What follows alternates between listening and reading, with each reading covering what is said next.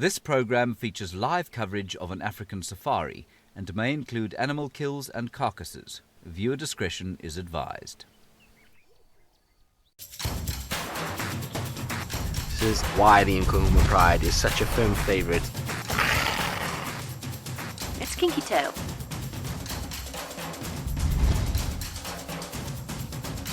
He just looks ready for a fight. This is still her territory. The Avoca boys are here to stay.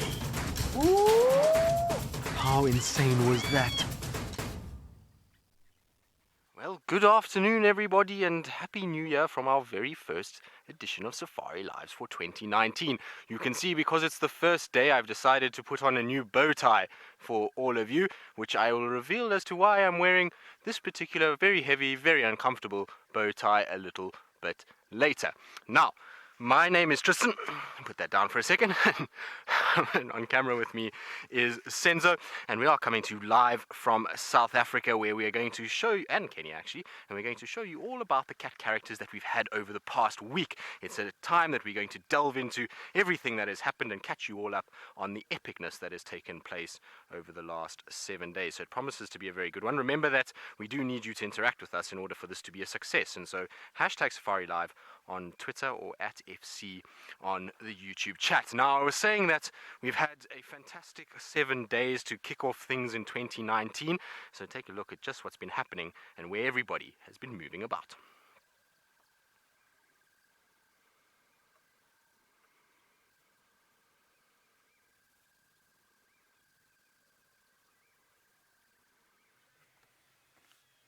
Good afternoon and welcome to this afternoon's Safari Lives. Can you believe the very first one of the new year?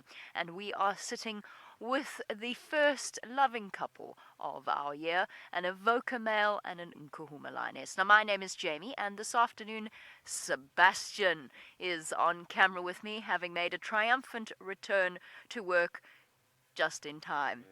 Yeah, thank you. Our lovely lion couple are taking a little break from their amorous activities of the past 2 or 3 days and are resting up, regaining some energy. That is the way of things when it comes to lion mating. They've been mating for about 3 or 4 days now. So at this point, we are slowly reaching the end of their romance. It's quite a quick one in the lion world. And this lioness will very soon be hoping to rejoin her pride. And she can do that quite quickly, actually, if she knows where they are. I know where they are. They're not far from where we're sitting right here at this exact moment on Juma.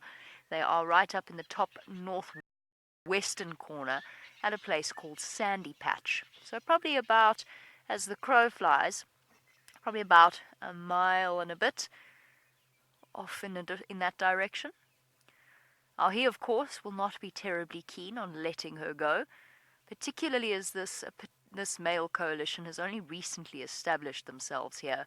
So they're going to be trying to keep hold of the lionesses for as long as they can. This is a novel experience for them. So this is really their first experience in being proper territorial males. It's possible that in their young lives in the past they've had opportunities to mate, but they would have been sneaky opportunities when dominant males were absent. Now that they've established themselves in Buffelshoek, Juma and the surrounding areas, this really is a time to learn all about what it means to be a dominant coalition out here. Now, being a dominant coalition, of course, means fighting off rivals. It also means making sure that they stay well fed. And one particular animal that stays well out of reach of the Nkuhumas and the Avocas is a buffalo, which David has up in the Maasai Mara.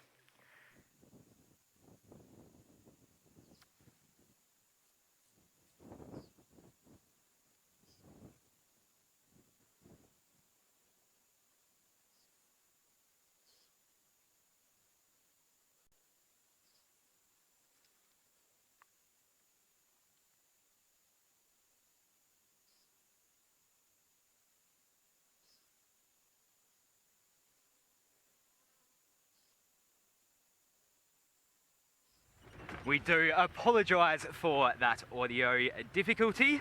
You are with Patrick now, and we have Craig on camera. So we are searching for Hosana at the moment. I haven't seen the little chief for a very long time, and I am on the search. So please help me out by sending in your questions and your comments. Hashtag Safari Live on Twitter or the YouTube chat stream. So last I heard, Hosana was heading west out of Torchwood towards us, which is a good thing because when we can actually see him. So I'm just going to head over to Cheetah Cut Line, which runs along the eastern boundary, and see if I can pick up on perhaps a track or two. That was definitely not leopard tracks there. So I even wore my lucky shorts today in hopes to get Hosana, and I played the song Little Chief earlier today by Xavier Rudd. So all the luck is heading my way, I'm hoping. It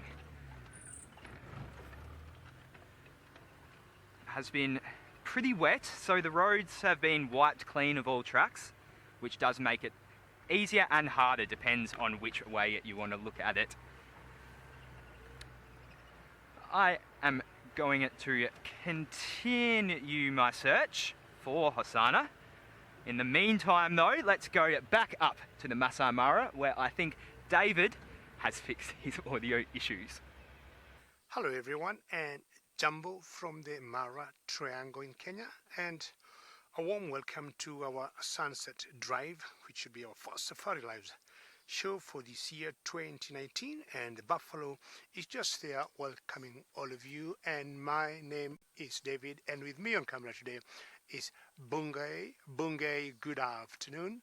Bungay, any news for the viewers on Safari Live today?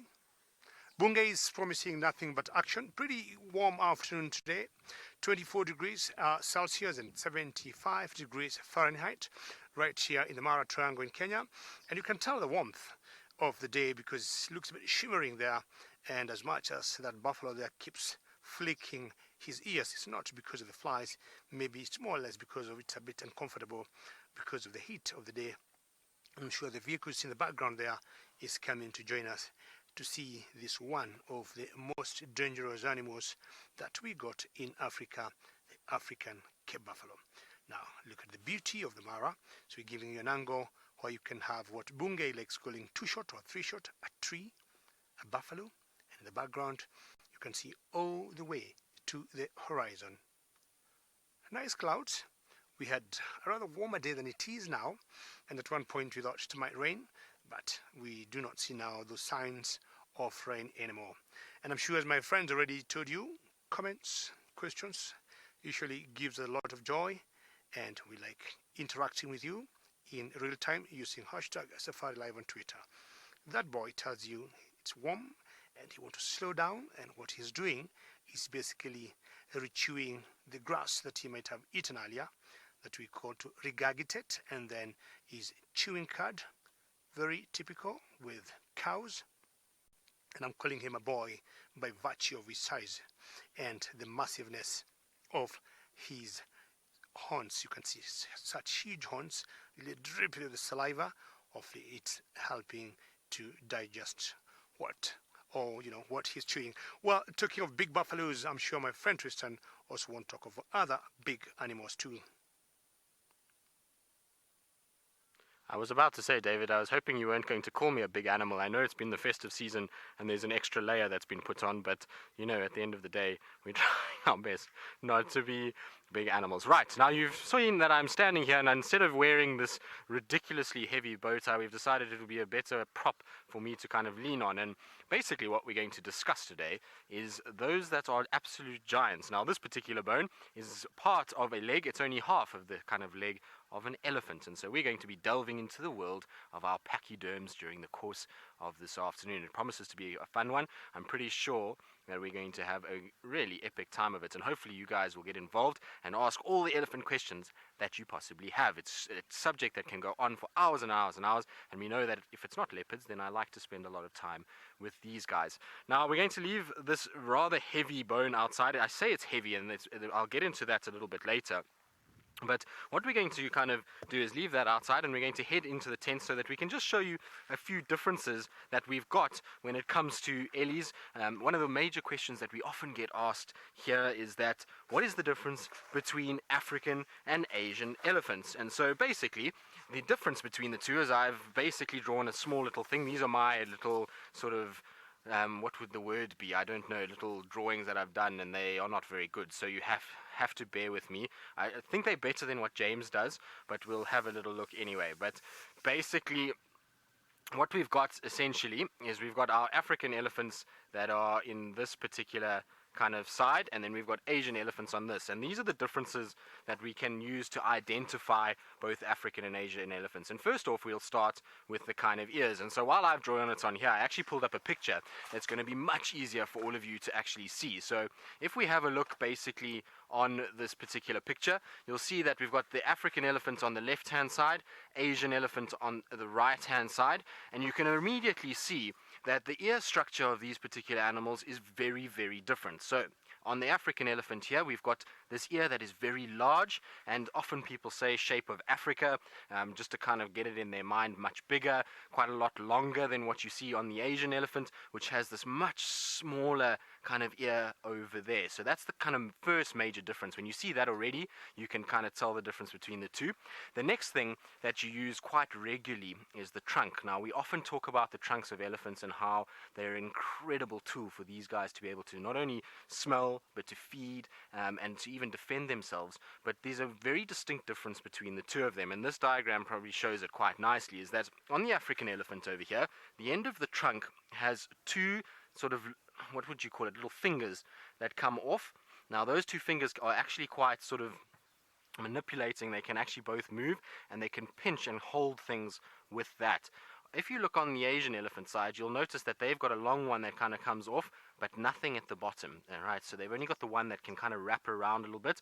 And what you will notice with theirs is that is slightly longer than what you see over there. And there's a few other little interesting kind of differences between the two of them, which we'll get into a little bit later. But in the meantime, though, let's send you quickly across to Jamie with the mating pair. I wonder if they've decided to wake up and indulge us with a bout of mating.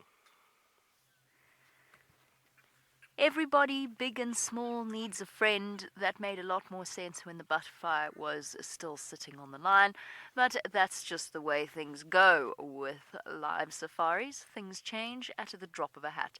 But our lovely Avoca male had a butterfly joining him, which must be slightly ticklish, but also pleasant for him, because the Hook-a-muri lionesses are at this point not really interested in giving the Avoca males the time of day.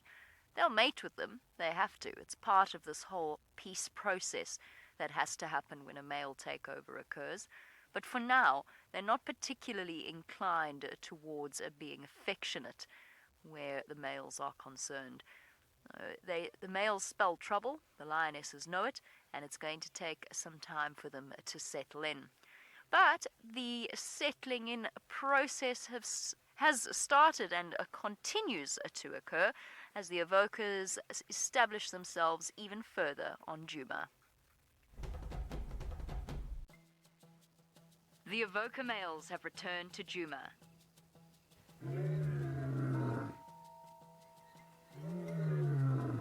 And they have wasted no time in making their presence known. Their golden eyes and gorgeous manes making them the model bachelor pair. With the Hook-a-muris close by, it was only a matter of time before they crossed paths.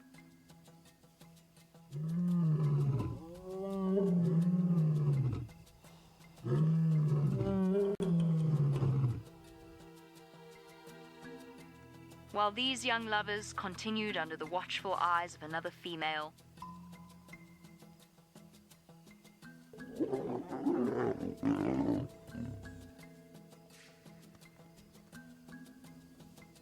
The other male wallowed in his loneliness.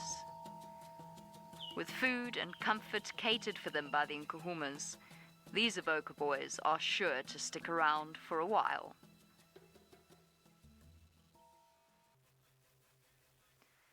They are gorgeous boys, aren't they? They really, truly are. And what fascinates me with a process like this is just how being dominant and being in charge of an area and that massive boost in testosterone really changes the development of a male lion. They've gone from males with sort of scraggly manes and beards, looking a little bit like teenage boys, to fully grown, magnificent lions in their prime. Now, just to clarify, this is not the same mating pair that we had yesterday on the Sunset Safari. There are, in fact, two.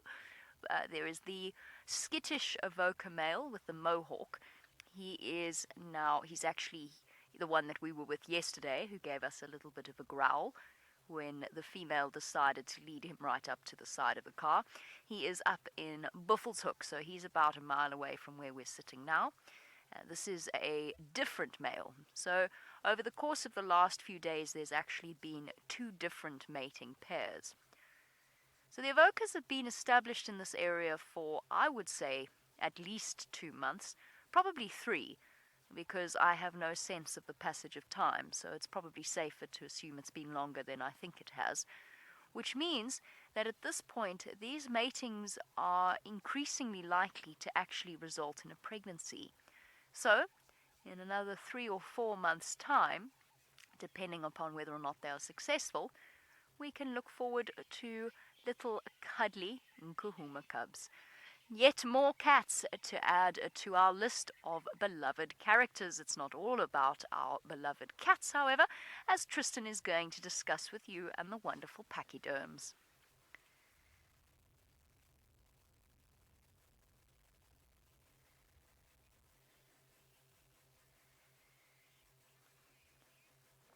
Never mind, you're not going anywhere. You will, at some point, talk pachyderms with Tristan, but you can't right now. I'm terribly sorry. It's the gremlins. They don't want you to hear anything about them. Lydia, sorry about that. Did you ask if there were 3 boys? Did I get that correctly? Or am I making that up? Yes. Lydia, there are 3 boys. There absolutely are 3 boys. But remember that once established, male lion coalitions don't necessarily stay together the entire time. So they'll often rejoin each other. They will bond together when it is a time to go out on a territorial patrol. And I would say that in the beginning part of their establishment, they are together more often than in the later stages where they feel more secure. But when lions are mating like this, he doesn't want to tolerate any other male company around, even if it is one of his beloved coalition mates. So he will spend time with her almost exclusively on his own. So there is a third Avoca male knocking about somewhere. I'm still getting to know the 3 of them as well as I knew the Birmingham boys, so it might take a little bit of time before I recognize each and every one individually, although I think I've got it down pretty much. The one with the mohawk yesterday was pretty unmistakable now. His image is burned into my mind. Quite a scarred individual. This one over here has a perfect little nose. Perfectly pink nose and less scars. He's also slightly older. And if I remember correctly, the third one has a split on his nose. He's dreaming. Look, he's twitching. Although that might actually be flies, to be fair. And remember, you can send through your questions on #SafariLive on Twitter.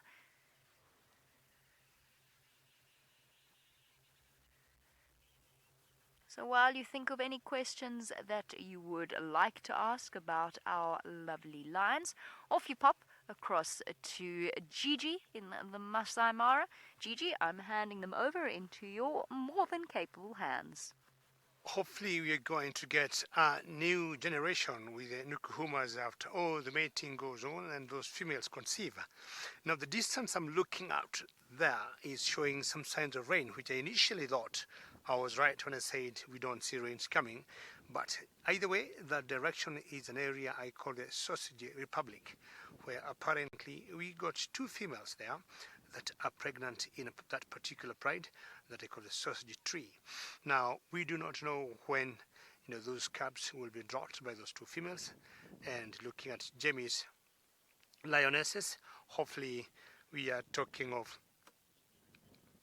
and hopefully we hope that they are going to conceive and they are going to get some calves in the future.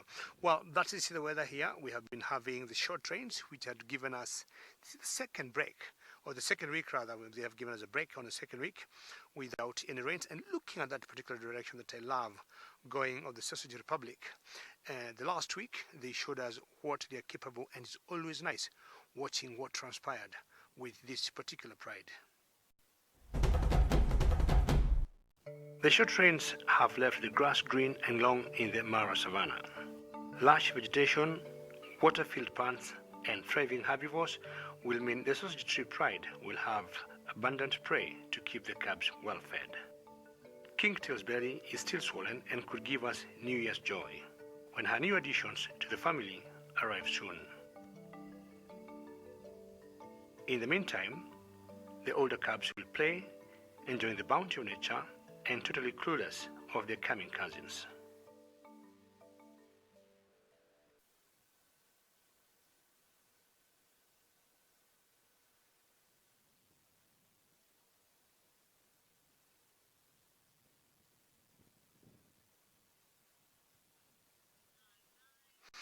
And that must be perfect. So we're thinking, as much as it looks a bit cloudy there, nothing gonna happen. And that pride, of all the many prides in the Mara Triangle, remains my favorite pride for so many reasons.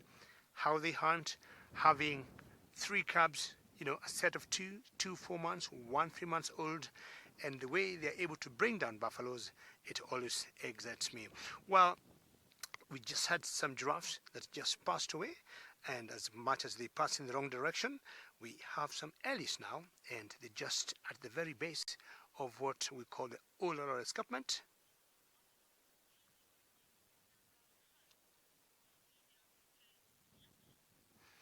Robert, how are you? And you'd like to know whether we can project the number of calves for a lioness first litter. I'll tell you what my guess is. What would happen is, out of experience from it, 9 out of 10 calves, 9 out of 10 births, or 9 out of 10 litters, I have always counted 1 calf. So, Robert, my guess is, of course, depending on the lineage of the lioness, or the genetical setup of the lioness, but in general, Romet, from what I've found here in the Mara, for first litter, for the first birth of a lioness, is always 1 calf. So that's just a prediction. Occasionally, Romet, we see 2, but I would say 9 out of 10 times we have always seen 1 calf. So there's a particular female in the sausage pride. We haven't seen it for the last few days because we think she's just about to pop her calves, and I gathered from a friend when she first littered she had 1 calf. So I would say for me it's 1 out of maybe possible 4. I'm sure the lionesses will get 4 maximum. So for the first litter, my guess would be 1. Well, there's a particular moving on, there's a pride of lions that lives here where we are that is called the All Hallows, and either 1 female or 2 got calves, and I saw them the other day. So what I want to do is to move in that direction because they're still very young and the mother doesn't want to bring them out. So I want to swing that area and see if they will come out, because the temperatures have gone down a little bit and it's not very hot. I know where they are. I've been there a few times, but it's only of the many times I've been there, I've seen them once. So remember, again, ladies and gentlemen, should you have any questions or comments about the drive, we like hearing from you. Please send them through #SafariLive on Twitter. And let's see how things go. If you see those calves, I'm still planning to be going to the Sausage Republic in the next few days. It will have made my Monday afternoon. We'll take you down to Pat, who is trying to look for the chief.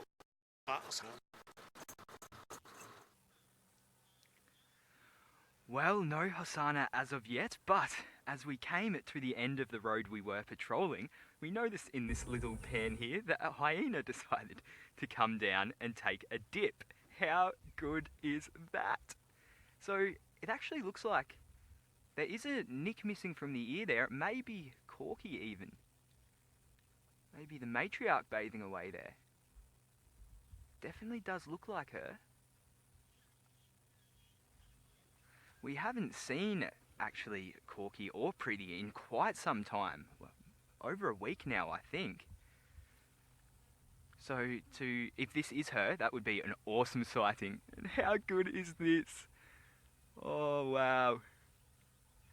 I'm very jealous of that hyena right now. It's not a boiling hot day. It's 29 degrees Celsius. So, you know, it's not overly hot, but it's very muggy, very sticky.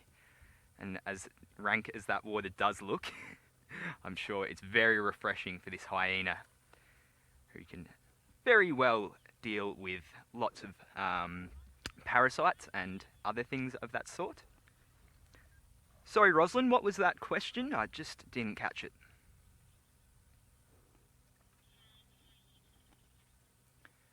Can hyenas swim? Well, you are looking at it right now. So they aren't great swimmers, but they do have the ability to swim. But obviously this waterhole here is not deep enough, so it's just taking a nice wallow, a good little cool off. Awesome. Great sighting for my debut on Safari Live SSSS. Well, let's leave this guy to relax. I might continue my search for Husana, but in the meantime, let's see what the little chief has been up to this week. The little chief started off the year with some much needed R&R. He's clearly still in holiday mode as he lounged about on some of nature's finest furniture. Before moving to a shady spot to bliss out for the rest of the day. Taking up his trademark Hosana nap position. Well, the hyena did just get out. I'm just going to reverse a little bit so we can see it. And the more I'm looking at it, the more convinced I am that it is Corky.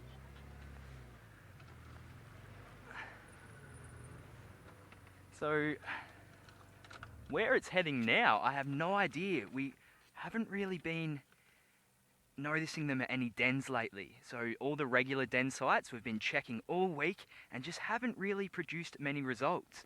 Now it is heading east right now into Torchwood, so unfortunately we can't follow it to see where it is going.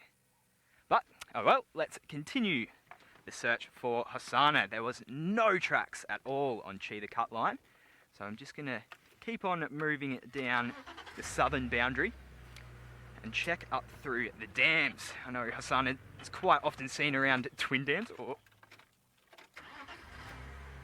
Jamie, it is Corky. Thank you for confirming that ID for me. I was pretty sure it was Corky. So awesome.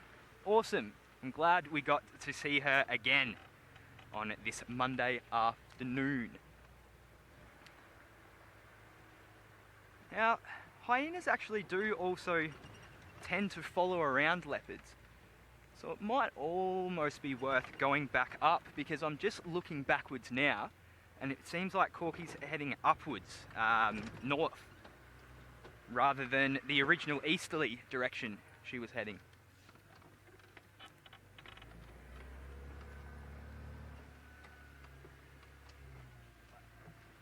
Well, I follow up this active hyena. I'm going to send you back over to Jamie, who has a flat cat. Back to Jimmy. Back to Jamie. That's what they call me in Kenya. Back to Jamie with one very, very sleepy male lion. And since he is so sleepy, gives me a chance to just break some news to you, which isn't 100% confirmed, but I feel as though I do have to share. There has been a hyena den found right on the northern boundary of Little Gowrie, which, for those of you that know the geography of this area, that is the southern boundary of Juma, and it is probably about, it's less than a mile from the old hyena den on Philemon's cut line.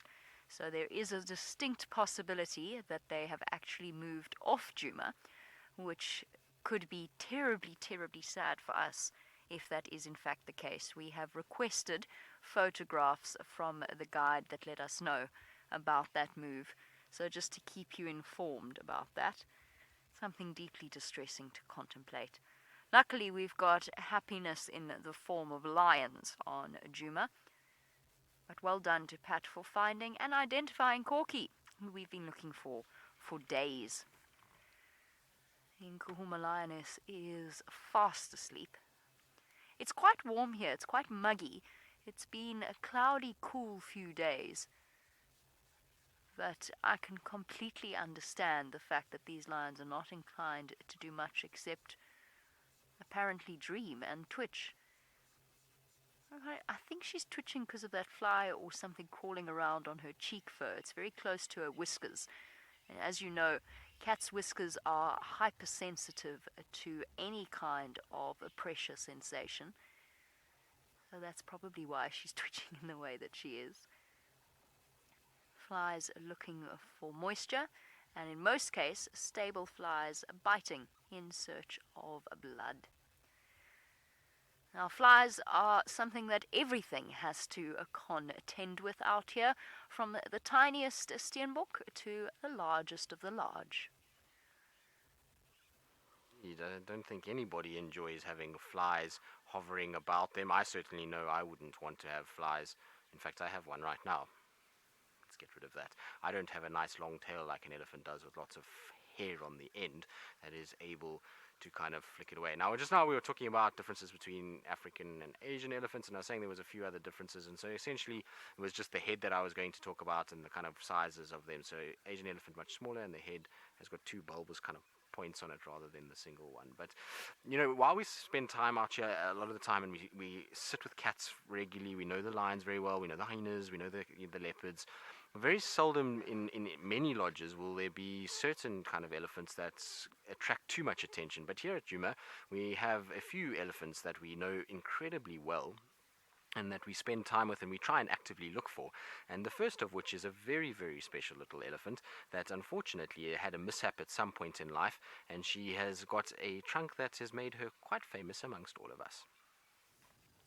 Now, basically what you'll see is that this is the elephant that we're talking about. It's called Short Trunk, and the reason that she's called Short Trunk is essentially that. So Emma, if you can just pause it there as she lifts her trunk up for me, and we'll be able to show you. So essentially what I was saying earlier is that elephants typically will have two fingers on the end of their trunk, and you can see with Short Trunk that unfortunately for her, that kind of trunk itself has been sort of, what's the word for it? It's been cut short.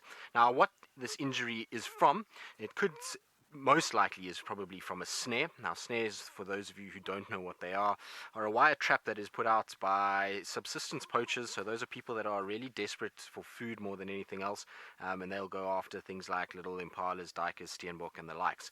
And so they put out these wire snares, which is a loop that tightens upon going into it. And so she's probably put her trunk through that snare is tightened, and it's unfortunately the tip of it has then been lost. Now, if we just roll it forward a little bit for me, Emma, so there, that's a good example. Now, she's very, very lucky in that her trunk, if you look at the bottom part where those little water droplets are coming off, you'll notice that there's a little kind of protrusion. And so the way her trunk actually healed after this horrific injury was that it got a little kind of protrusion at the end, and so she's actually, much like the Asian elephant, got a little finger to work with. And subsequent to that, I've watched her a lot of times as she's got the muscle is kind of on the top side now, starting to almost bend a little bit, so she can actually grab little things, which has made her chances of survival that much more. The other thing that's good about this is that you can see in relation to where her feet is that the trunk, while it is cut off, is definitely still long enough that she's able to drink. We can see in this clip, we can carry on rolling it now, Emma. You can see in this clip that she's absolutely able to drink and is kind of able to get the water that she needs and still do all the things that a normal elephant would do, like dust bathing, and that's because that trunk is long enough for her to be able to get down, to be able to feed and to find water and dust. Now you can see when she moves there, so sorry, if we can just go back slightly there. I know we don't want to do too much, go a little bit further back and then and pause, go back a little bit for me, sorry, there.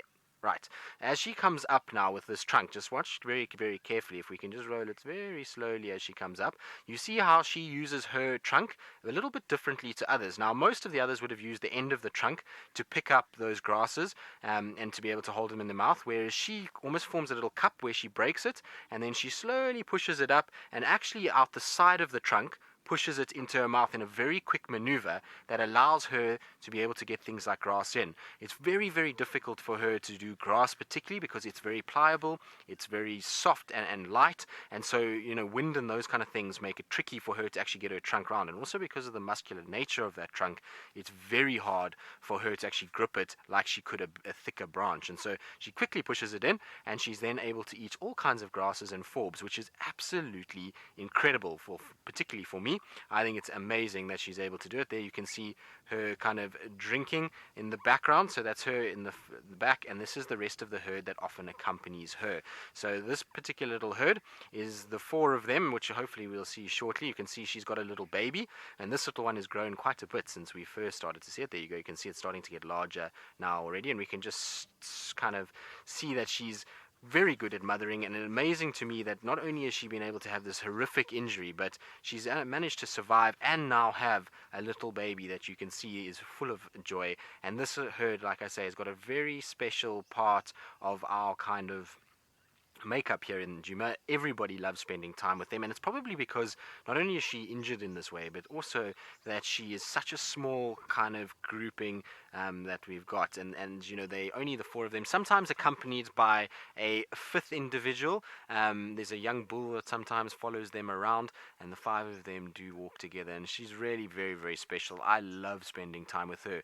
Interestingly enough, we have seen her join with other herds before, and particularly a very large herd that hung around here for a while. It wasn't Fang's herd, we will get into a little bit later, but there was a large herd that was here for a while, and she used to kind of go in and out and in and out, and so she does obviously have relatives within this area, but most of the time she's just the 4 of them that walk around, and accompanied by what I assume is her daughter, and then the offspring that they've had, and obviously her little tiny one that she has at the moment. But isn't it incredible to think that she's lost her most vital source? It's like, imagine somebody coming and cutting off both of your hands and disfiguring your nose, and then you trying to kind of live life like that without anybody actually doing the healing for you. So to overcome that is really quite special.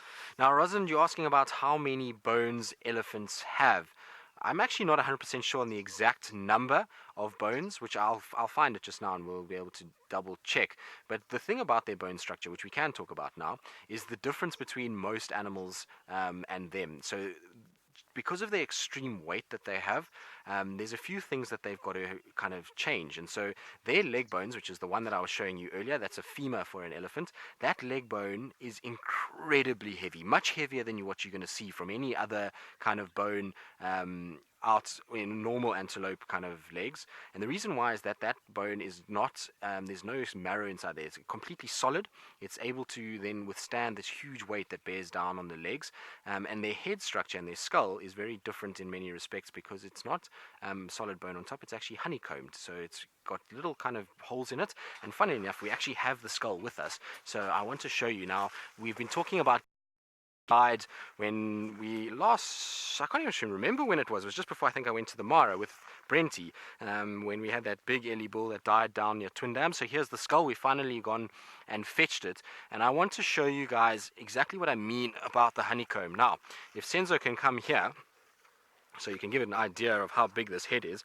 Now, if you have a look inside here, This is exactly what I'm referring to. Can you see how there's kind of little bubbles and sort of little ridges and holes that run inside there? Now, if you had to cross-section this entire elephant skull, you'll notice that that's how it's built. There'll be little spaces like this, and then a little bit of extra bone, and it almost looks a bit like a Aero chocolate. So for those of you who don't know what that is, it's basically a chocolate that they pump air into, and it's got these kind of big bubbles in it. And if I show you kind of on the edges here, there's also a good example of it. So over here, if you look in the cracks that have formed, you can actually see quite clearly that there's big gaps inside of the skull. And basically what that does is it reduces the amount of weight on this elephant's head. If this was solid bone like the legs, it would be too heavy for these guys to be able to lift up, to feed off all the various trees and branches and things that they do, and they wouldn't really be able to kind of walk around as much as they do. So it would just be far too heavy. And I mean, you can see the size of this. To give you an idea, I'm 6'2", and this is a young bull elephant. This is not a big bull elephant by any stretch of the imagination. And this is about half my size.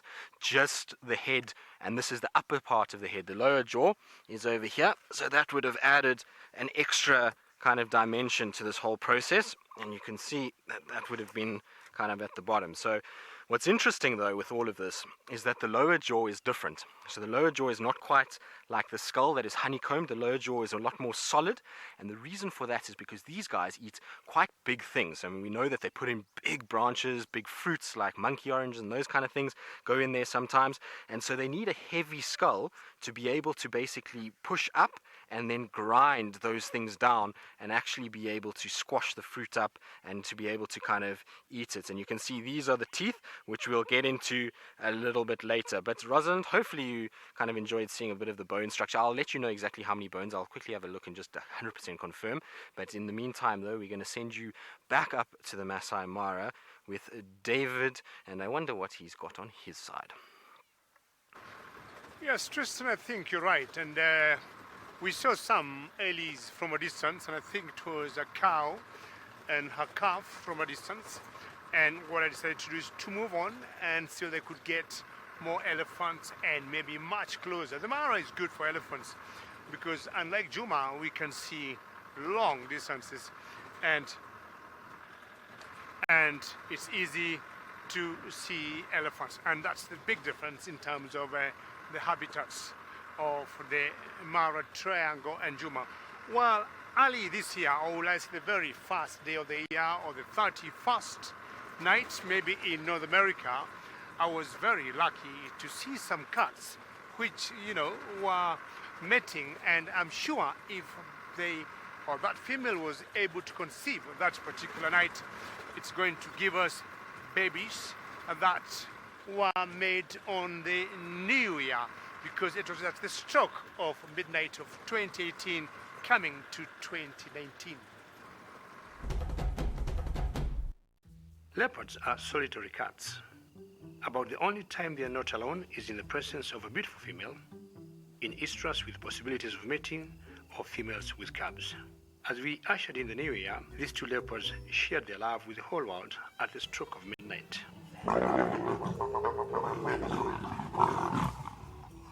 We are counting the days as we hope their love will suck cute bundles of joy in about 3 months' time.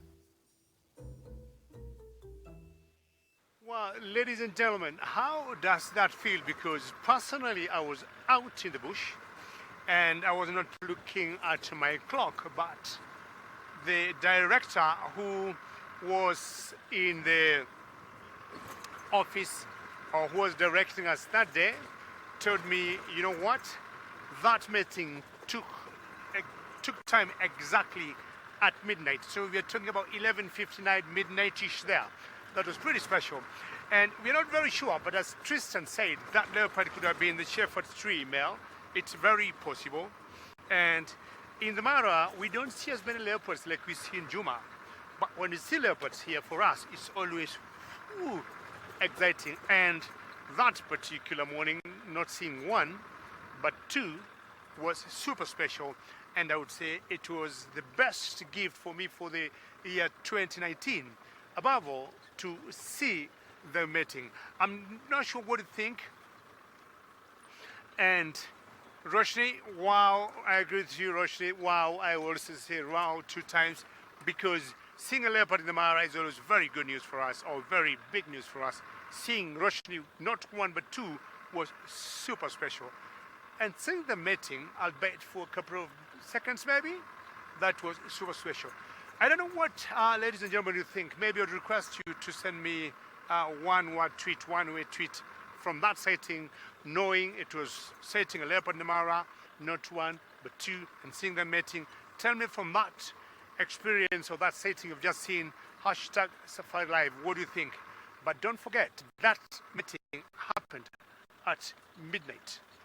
So we can roughly calculate if that female conceived in another 95 days, that particular female will be bringing us a cub or two. That was super special. Well, that happens once in a while.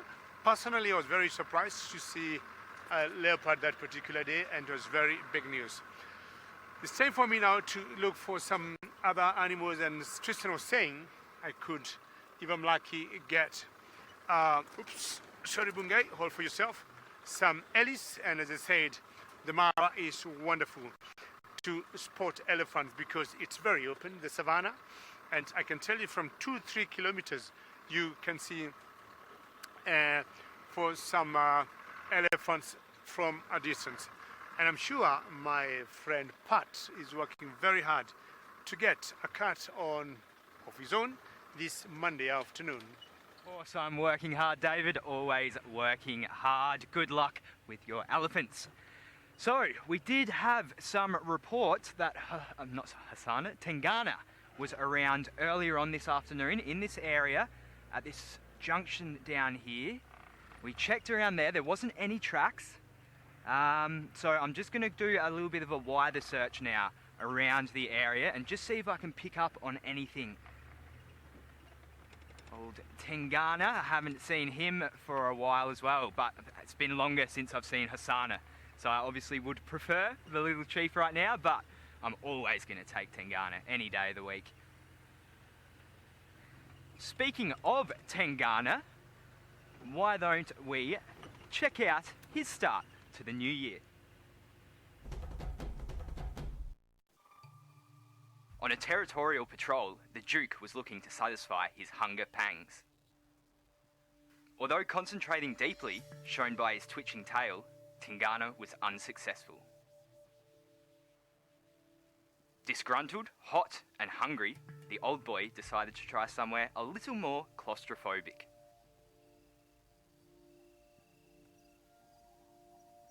This method of hunting proved to be both unconventional and unsuccessful. Looks like Tingana isn't quite ready to face his fear of the dark.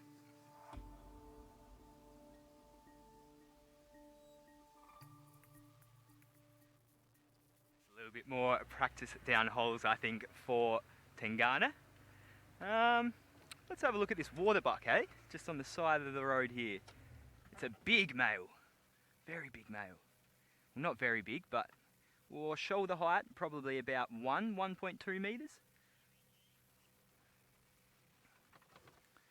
And those big, beautiful horns. Now, something really interesting about the Waterbuck here and the Waterbuck in the Mara is that the Waterbuck in the Mara don't actually have this. If we look to the rear end of the animal, we can see it's got a bit of a white circle there. That white line runs all the way around its rump. But it's actually absent in the Mara Waterbuck. Now, why this is, I actually don't know. And I haven't actually humoured the thought too much until now. I wonder what it is. I know that they do use it for leading, for being able to recognise one another when you're in a bit of a thicker environment. So perhaps that's why. I mean, the Mara is a lot more open. This is very densely vegetated here. So perhaps that is why. But I don't know for sure. How good is that?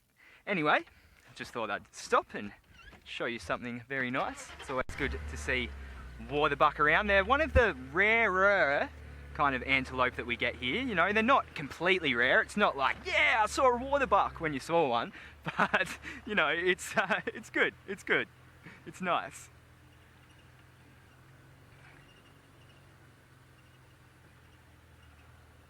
Ooh, I reckon Tingana might be able to take down a Waterbuck that size, maybe.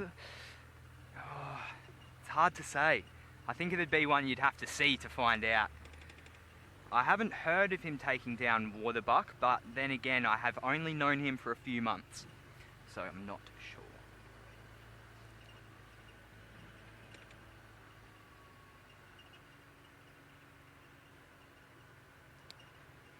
Well, I shall keep on moving, hopefully pick up on a track soon. I'll send you back to Tristan to teach you a little bit more about elephants. Well, good luck, Pat. I got an update that Tingana was around, and so hopefully you'll be able to find him somewhere on our southern boundary. But basically, essentially, we were still looking at the skull, and we're now looking at pretty much the sort of teeth area of this particular elephant. And so we started out kind of on the tusk end, and we've come along into the teeth and then into this back end. Now normally we talk about teeth in elephants and how they have 6 sets, and these 6 sets obviously last for a certain period of time, and once they're worn down, that's the end of it. And it's often very difficult to explain this as to how this process works, but we're going to take you from the right at the back end. Now you'll see in this cavity in here that's broken away, I've pulled out all the fresh little teeth that have still yet to come down. So these are nice and long, and you can see how they've kind of on this track that will move from this top part here, and they'll slowly but surely push through. If you look on the bottom side of the skull, here they are. These are the exact teeth that I have loosened. So they've come out, and these will be the ones that will push through and will eventually come down to form this massive block of teeth that you see here. And what will happen is, as you see in the front here, you see how they're wearing down and they're getting shorter and shorter and shorter, and that makes it very difficult for the elephant to chew. And so as they get shorter, these get pushed out. So this is a set that's right in front. You can see this is independent of this block basically. So here is a set, the last of which from the what looks like the 3rd or 4th set. This would be the 5th set, and these would be the last ones right at the back. And basically these will be pushed out, and you can see the difference in terms of size. If I put them here in those front ones, look at how much shorter this is than these. So as these wear from feeding on rough vegetation like bark and roots and those kind of things, so the tooth wears right down, and then it kind of gets pushed, like I say, out and falls out the front, and then this set comes through, and the next set, like a set of train tracks, will move forward. Unfortunately for elephants, though, as you can see inside there, is that the set runs out. So actually this is the 5th set. The 6th set was the ones that I pulled out, and that is kind of finished. And so this, once the 6th set runs through, the elephant does not produce any more teeth whatsoever. And those teeth, unfortunately, mean that it starts to starve and starts to have a very tricky time. Now, we were talking earlier about certain elephants that we have in this area, and there's an elephant that we do have that has a very specific set of tusks. Now, this is the tusk kind of area over here, so there would have been a section that would have kind of closed this over. You can see hyenas have been eating this, and inside there is where the tusk goes. Now normally we don't see the rooting edge of the tusk. We always see just the kind of tips that stick out. So giving you a hypothetical kind of area, the tusk would probably be about here with flesh and all kinds of other things. This would be where the lip kind of attaches to the tusk. So we would see the tusk from this area going forward, and the rest of that goes all the way inside there and is attached almost up near where the eye is. And so when we talk about tusk breaking or shifting or moving or anything like that, and we talk about why they don't grow back, if a tusk breaks anywhere in this section, too much of the root area is damaged for that tusk to then grow back, and so that's when you'll see what it looks like elephants without tusks.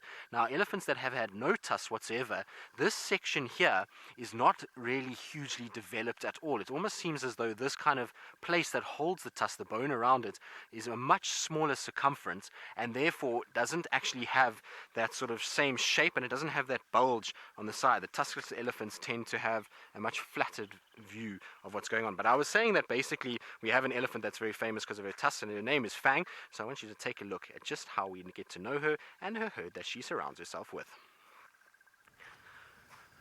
Right, now you'll see that is Fang, that is her left side, which is not her famous side, and you'll see through the bush that there is a tusk that is poking downwards. So there we go, we can see it like that. So we know her immediately when you see her. This backward facing tusk is very, very, very distinct. So if you can just pause it there for me, Emma.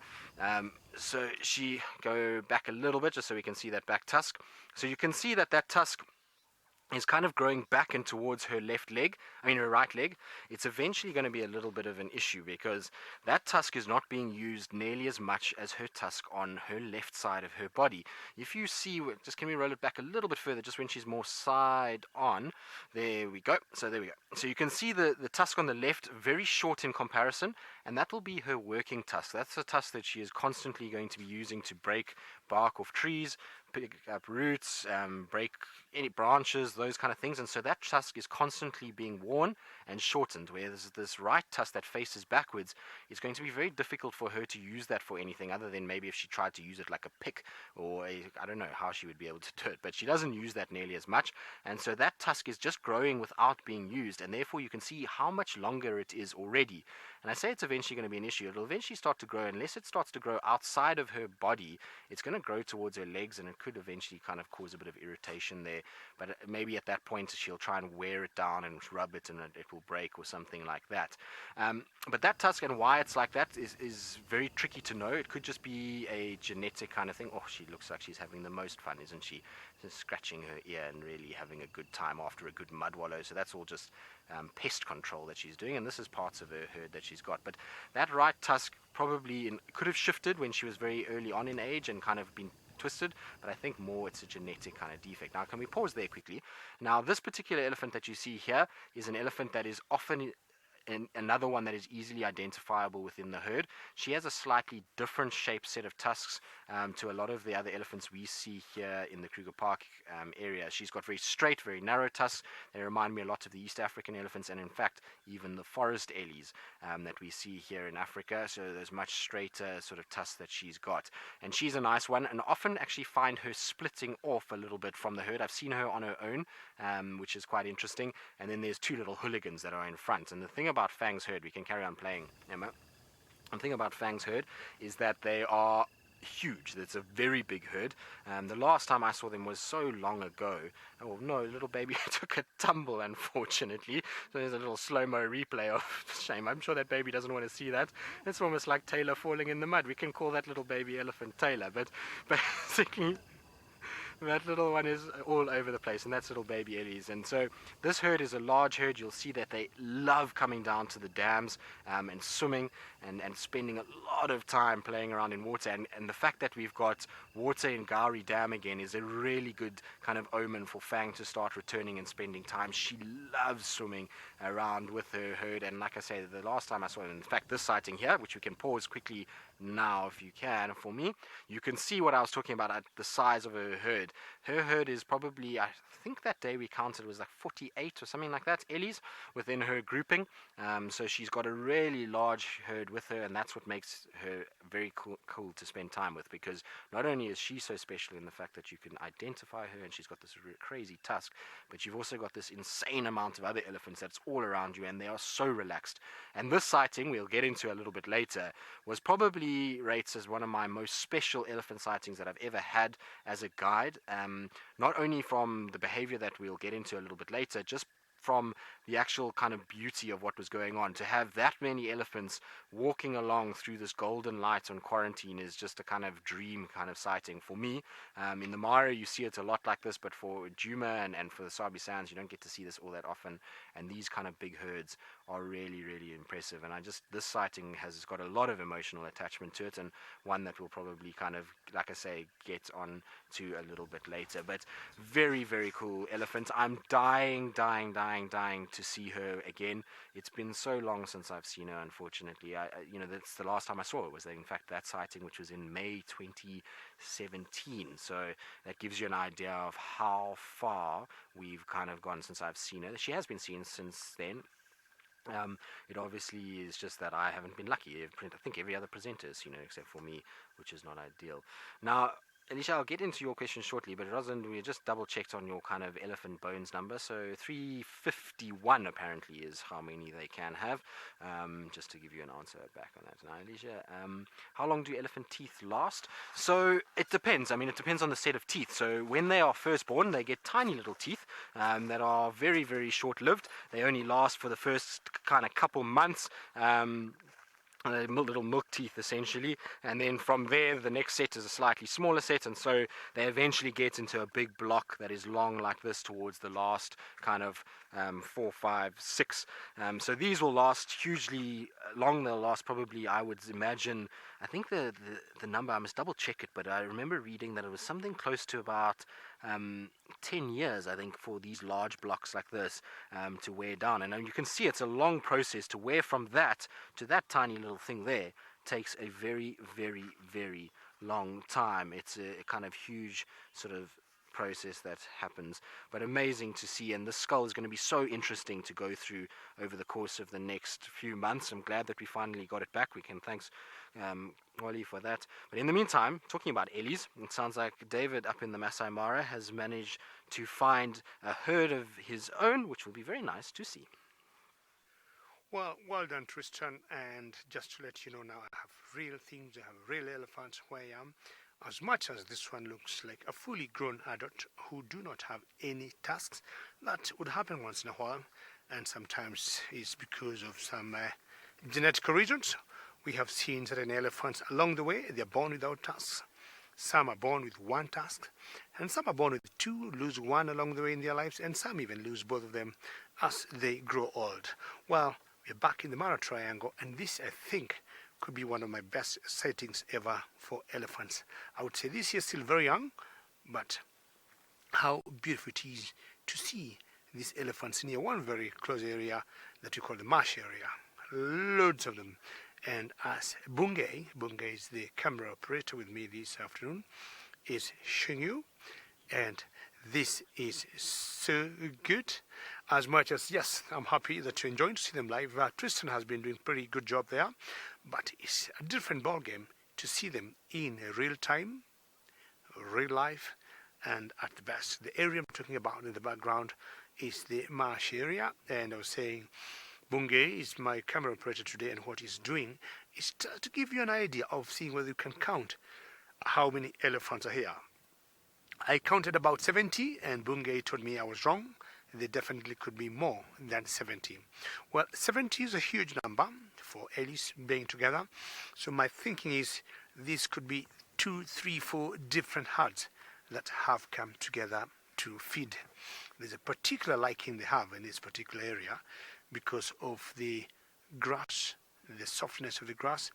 After the rains, it's very lush. And talking of an elephant missing tusks, you can see that one has little crooked tusks. The one on the right, it goes like poop, offside, which again is a genetic thing. And remember, ladies and gentlemen, should you have questions, yes, could be somebody moving to the Mara, and I was saying earlier, should you have any questions, you may send them through #Safari Live on Twitter. And not sure I remember seeing an elephant similar to this in Juma some times back.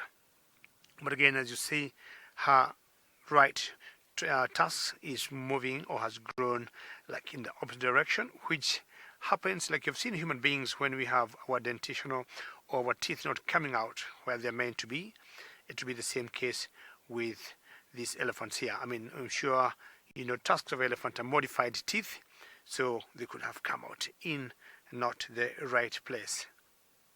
What a beauty to have loads of them in one area just feeding. And because the temperatures have cooled, there's not a lot of flapping going on their ears. The tusks look pretty white after all the cleaning, which happens after all the rain that we have had has cleaned all these tusks of elephants, and they look sparkling white, just like someone came in a brush and just cleaned them. Well, I'm going to stick here a few more minutes and find out if any dynamics might change or a few calves might come out in the open. But let's find out what kind of a bird Jamie Patterson got. I'm looking at Egyptian geese now. Why would I be looking at Egyptian geese? As you know, Safari Lives is all about our favorite characters. Well, we've certainly become emotionally invested in the well-being of several different clutches of Egyptian geese eggs, and of course the chicks that we've watched them attempt to raise, most often failing to do so, particularly in the case of the Buffelshoek pair. This particular pair of Egyptian geese is the treehouse Egyptian goose pair. They have made this their home for now. Now, sometimes what happens out when we're on safari is that we have so many exciting things to show you that we have to make some very, very difficult decisions. In this particular case, there was a spectacular sighting of wild dogs up in the Mara, but in totally unseen footage before now, we also had an Egyptian goose battle. The tranquil terrain of Chitwa Dam was disturbed by an aggressive disagreement between some Egyptian geese. Their often questionable parenting skills were put to the test, as one of the geese took on a defenseless chick. Like many of us, its fellow put up a fight for the tiny feathered fowl. As the battle continued, with the bashing of wings echoing throughout the confines of the dam, finally, a third Egyptian goose took on the role of referee, determined to make it a fair fight. When the nearby spectators were no longer amused, the referee called it, waving his wing, ending the commotion, and restoring calm to the waterhole.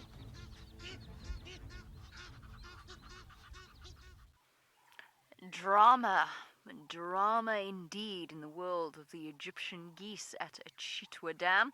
And that, ladies and gentlemen, was our clip of the week. Something that you don't get to see very often. Usually, Egyptian geese make a vast amount of noise when they see another Egyptian goose close to them, and they sort of go quack, quack, quack, quack, quack, quack. And it's almost deafening when there are as many geese as there are at Chitwa Dam. But you don't really see them fight as seriously as those were fighting that often. Understandably so, in defense of one tiny, fragile little chick, probably being targeted by an adult as a way of removing a little bit of competition, presumably. I don't really have an explanation as to why that goose was behaving in that way, but that was Sydney's absolutely amazing sighting from earlier this week. Very, very interesting. However, we are going to have to love and leave our Egyptian geese. I've just done a little bit of a loop while we wait for our chance to go and see the Nkuhumas. That's the plan from now. So we're going to head right up to the top northwestern corner of Juma. Oh. So before I actually roll into the dam itself and try and find my way backwards, let's pop back into the tent with Tristan, who is always endlessly entertaining. Well, we were rambling sweet nothings into its ear and you caught us. No, I'm just joking. Right, I'm looking at different skulls because we're going to take a short break from our Ellies. Oh no, I've destroyed this whole arrangement here. James is going to have somewhat of a fit at some point. Don't tell him. He's still on leave. Don't tell him. He won't know.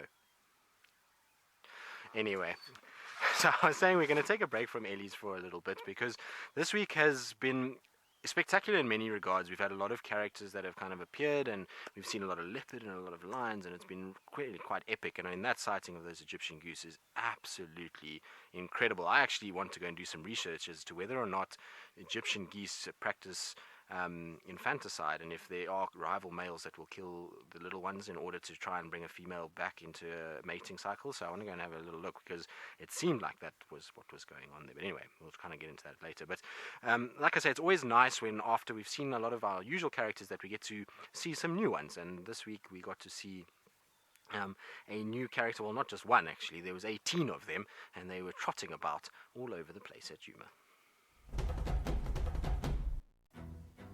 Some unexpected visitors made their way onto Juma this week. In true dog fashion, the Hamilton's pack made quick work of an impala kill. However, some were eager to ask for seconds. Not forgetting a snack for the road, the pack made a move as the sun began to set. Having originated from the eastern side of Kruger Park, the Hamiltons appeared on a mission, searching for a place to settle. We all hope they'll find it within our borders. Well, very, very exciting to have those guys around. Hopefully we're going to see a lot more of them. They actually were seen this morning, I think. Yes, this morning up on Buffelshoek once again, and they've been hanging around a lot in the Buffelshoek, Southern Manuleti and kind of Torchwood areas, and so it looks like they're going to spend time here. It's always a good time for wild dogs at this time, when you just get a little bit of rain, and it's that summer period. Puppies are starting to run with the pack. You start to really kind of see a lot more movement with the dogs, and they tend to then come through a lot more frequently. And at the moment, currently, within the northern sector of the Sabi Sand, it seems like there's 8 different packs. I mean, sorry, not 8, 3 different packs. I was thinking of 8 in my mind because Jamie had 8 this morning. But 3 different packs that are being seen. There was this pack that was seen right far west on the southern side of kind of EP airstrip, and they went off towards Singita, Londolozi side. There was the pack that Jamie had this morning, and then obviously the Hamiltons pack that's also being seen. So really very cool. Gremlins, yes, lots and lots of dogs, amazing. So they had 13 puppies in their breeding season last year. So remember that dogs here in South Africa, they will breed generally from May to June, July, sometimes a little bit further, but very seldom beyond that. And so they had 13 during that season. Funny enough, the dogs in the Mara breed any time of the year. So East African wild dogs tend to breed, it doesn't matter when. It's not like here where there's a very specific season when they breed. But these dogs had 13 puppies. Funny enough, didn't get a chance to count how many of those puppies are still with the pack. Very tricky when you've got 18 dogs all running in different directions. And when they were on the kill, there were 6 that were on a kill that we first initially saw, and then we found the rest of the pack after we went off air, and they were on a different impala kill. And it was a bit tricky because obviously we were doing schools at that time, and we didn't want to be too gruesome with what we were seeing, and so we kind of tried to just censor things a little bit. But I didn't get to count exactly how many. It'll be interesting to see how many of those 13 puppies actually made it into sort of adulthood, if you want to call it that. Good. Wild dogs have, like I say, been both in Mara and Juma, but we're going to send you back up to Mara. I wonder if David is still sitting with the Mara Fang. I, funnily enough, have seen that exact same herd, and it is absolutely spectacular. I'm still enjoying my lovely elephants here and have not moved an inch. I just repositioned myself and came round, and I saw this particular cow here whose calf is on her left, and the calf was nursing for a couple of minutes until now, and there's nothing as exciting as seeing a baby elephant nursing while the mother is still feeding. Now that cow looks very big, a very bulging belly. Not sure she is pregnant or not, but anything after 3 or 4 years, a cow could easily conceive and maybe get another baby after another gestation period of about 22 months or 2 years. Mao, good question. Which African country have the largest herd of elephants? That's a very difficult question to answer, in the sense that every country may boast, we have this, we have that. And for example, say Kenya, it puts me in a bit difficult position to explain, because here we are in the Mara Triangle. We border another national park called Serengeti National Park in Tanzania. And we don't know what elephants to call ours or what elephants to call Tanzania's. Tanzania is the country where Serengeti National Park is. And the same elephants, like you see here, sometimes they may go all the way to the Ngorongoro Conservation Area in West Africa. So my guess would be maybe Zimbabwe. If not Zimbabwe, maybe Botswana, maybe one of those 2 countries. But we have loads of elephants in most of the African countries, and not sure anybody have specifically counted that this country or these elephants. And look at also Kruger National Park. It has such a wide dispersal area, sometimes going all the way to Mozambique. So unless we had fences in particular area saying this is this national park, this is this game reserve, and these ellies are not going to live here, I don't think anybody has been able to document which country have the largest number of, I would say, elephants. Well, look at that calf there, just playing with the mother. It could be very easier to count the wild dog packs and even know their numbers, because around the Mara area where we are, we have always seen a particular pack of dogs. Wild dogs are rare sighting in the Mara Triangle. coming across a pack of one at the beginning of this new year was truly a phenomenon. The presence of prey in the wild will occasionally attract unwanted guests, and it was no different for this pack as they fed on a male impala. Wild dogs are efficient and successful predators. They consumed their prey fast, and when the vultures ran out of patience, the wild dogs had had their share.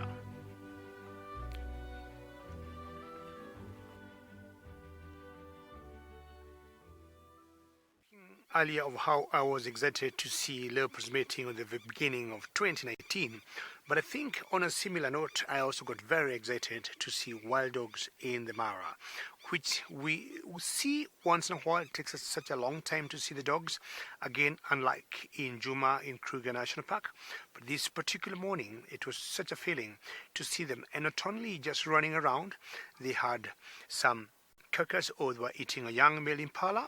That was pretty exciting to see the three. But they're always very fast. They hunt very quickly. They move very quickly. They eat fast. So unless it's hot during the day, in the mid, of the heat of the day, where they would choose to stay under some shade, wild dogs are always mobile. And I'm sure they would not, these elephants here would not be excited to see wild dogs. Look at those two playful youngsters there. And they're surely not fighting. Just having a little play for each other, because the adults or the matriarch, wherever she is, she doesn't look very worried by them pushing each other. It's very normal. I would guess they are youngsters, and more so maybe boys. Males have been known to behave like that. So young bulls, and they know at one particular time they should start training how to face off other bigger boys or bigger bulls once they're out of this herd, where they'll be dealing with much stronger males than them. Once they join the bachelor clubs, they'll always have once in a while to go for each other, and especially when they'll be writing or they'll need writing mates to come and mate with the females. Very good. I might be leaving these elephants maybe shortly and move on, look for some other exciting animals, because Pat is also doing the same.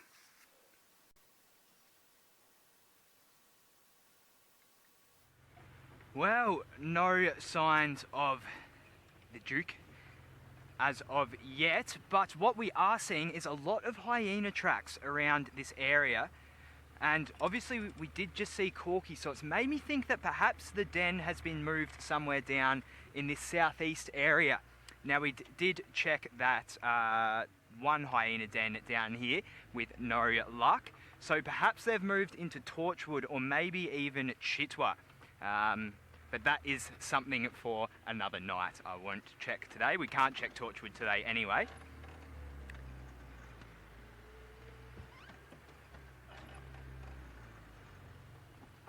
So Tingana was last seen stationary. He was laying down. So I'm not sure where he may have moved to or what his plans were today. As I said, it was a warmer kind of day today, so I can't imagine he would have moved too far. Hopefully he is still on the property.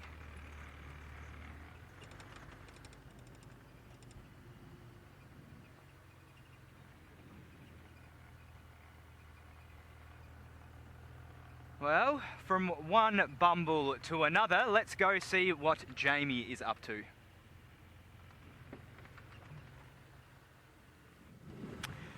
The plan is to make our way towards the Nkuhumas. There's space for us there now, so we're just going to head in that direction. We're not far away at all. Now, this morning I counted 11 lions, but they were quite spread out in a thicket. And one of them was one of the Mangeni males. So we've had a lot of transition with the Nkuhumas and a lot of peculiar social dynamics within the pride. For those of you that perhaps haven't kept up with the goings-on, they were joined by two males from the Mangeni pride, so two male lions who were very young, badly infested with mange. Now, I saw one of them today. He's looking heaps better. He really does. He's still thin. There's a lot of muscle wastage, but he's looking a lot better. But the pride has sort of been split away. One of the lionesses taking the young Nkuhuma male separate from the rest of the pride, and then the others sort of coming and going. Obviously the mating with the evokers, which is causing shifts in their dynamics as well. So it'll be interesting to see how it plays out once things settle. The Nkuhumas are going to start having cubs, and the males are going to start distributing and moving off. Dispersing was the word that I was looking for. Now, it is of course an elephant-themed safari lives. David's been doing a marvelous job up in the Maasai Mara, a place close to my heart. Let's go have a look at a little baby elephant. Decide to be a bit flat and not do much. I've never compared lions to elephants, and I've always said many a times that elephants are my favorite animals. Initially I had said I'll be moving on to look for something else, but when I saw this little calf here, I was like, no, I'm not going anywhere, because this baby is still learning how to eat. Anything 4 to 6 months, elephant calves will start eating some green stuff, be it grass, be it some little shrubs. And I think this is exactly what she is practicing to do. And anything she'll catch using her trunk, she'll either throw it in the mouth, maybe like it. If she doesn't, spit it. And all this learning. See what she did there? How sweet is that, eh? So she's using her feet to uproot what could be difficult. And there's one bigger calf there that's just being so playful and pushing her around. Oops. This could be the two boys that I think I saw earlier. Well, the two youngsters that I saw playing earlier. That's why I usually say elephants are pretty exciting to watch. Very unusual to see any of them burrowing. There's one there that doesn't seem to have a tail there. The base of the tail seems a little swollen, but definitely she is missing a tail. Like the one we saw earlier without tusks, then we saw one with one tusk, then we saw another one with a crooked tusk. Now this one doesn't have a tail altogether. Happens once in a while. And you can just hear them uprooting the grass, because of what they have done. They have come so close to where we are.